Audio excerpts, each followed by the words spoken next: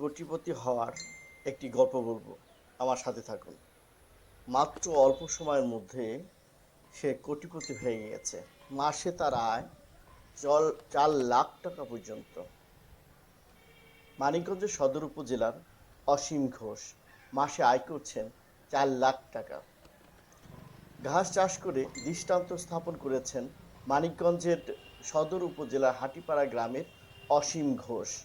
Private বিশ্ববিদ্যালয় থেকে MBA পাশ করে চাকুরির পিছনে না ঘুরে গড়ে তুলেছেন নিজের বাবার জমিতে ঘাস চাষের বিশাল সমরণ। সে মাসে খরচ বাদ দিয়ে আয় করছেন 4 লাখ টাকা। আর এই যে তিনি সবসময়ই যে কাজটা করছেন, সবসময় ঘাস কাটা, ছাঁটাই এবং বিক্রির জন্য, তৈরি করার জন্য ব্যস্ত থাকেন। এই এলাকাতে দিন দিন ঘাসের চাষ বৃদ্ধি পাচ্ছে। একটা পরিসংখ্যান আপনাদের দিব, যে পরিসংখ্যানে ঘাস চাষ করলে কীরকম আয় করা যায় বিঘা প্রতি এবং বাৎসরিক, সেই তার কাছ থেকে নিয়ে আমি সেই দাঁড়াটা আপনাদের দিচ্ছি। 4 বছর আগে বাবার কটে রাখা জমি তিনি ছাড়িয়ে এই ঘাস চাষ শুরু করেন ইউটিউব দেখে শিখে, এবং তারপর থেকেই বাণিজ্যিকভাবে মনোযোগ দেন অসীম ঘোষ এই ঘাস চাষ করার জন্য।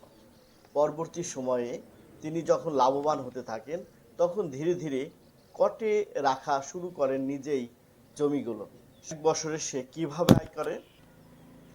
জমি ভাড়া, সার, বীজ, সেচ, কৃষি জমি সহ সর্ব মিলিয়ে বিঘাপ্রতি তার খরচ হয় 15 থেকে 20 হাজার টাকা।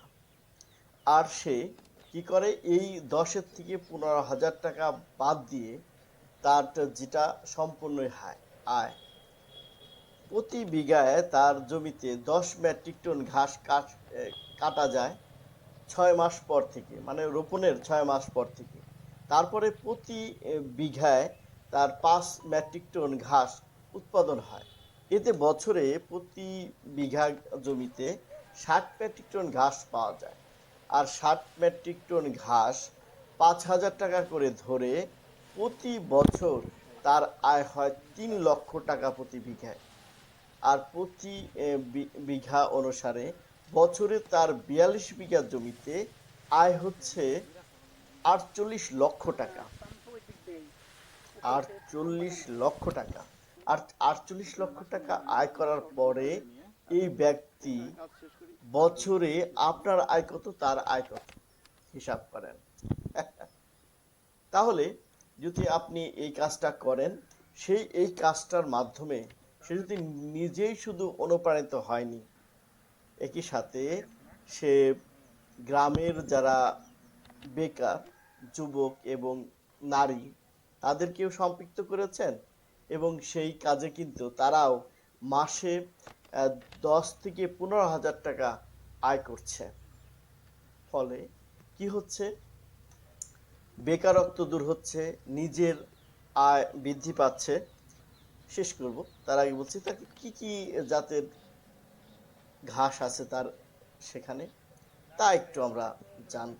বর্তমানে 42 বিঘা জমিতে আমেরিকান ভিয়েতনামা জারা hybrid, Pakchong Indonesian smart Napier, অজানা হাইব্রিড সহ নানা জাতের যে ঘাস আছে সেইগুলো তিনি চাষ করছেন। এবং প্রতিনিয়তই তিনি নতুন নতুন জাত আসে কি না, কোথায় পাওয়া যায় কি, এটা নিয়ে ইন্টারনেটে সে চিন্তা করে, যার জন্য ভবিষ্যতে তিনি আরো বড় সরে এই কাজটা করার জন্য আগ্রহ প্রকাশ করছে। আমরা বলতে চাই যে দেশের যে অবস্থা, এই দেশের অবস্থায় আপনাকে টিকে থাকতে হলে, নিজের আয় বৃদ্ধি করতে হলে কিছু বিকল্পে চিন্তা ভাবনা করতে পারে।